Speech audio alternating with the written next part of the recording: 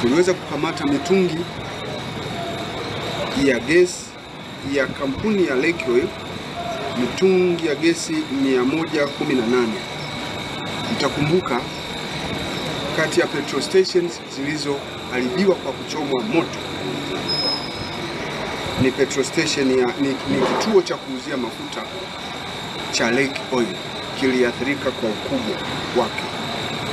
Na katika tukio hilo waliiba zaidi ya kuchoma moto, walikuwa wameiba mpaka mitungi ya gesi na mali nyingine. Tuliweza kukamata mitungi hiyo kama nilivyotaja 118. Lakini katika kampuni ya mafuta ya Orex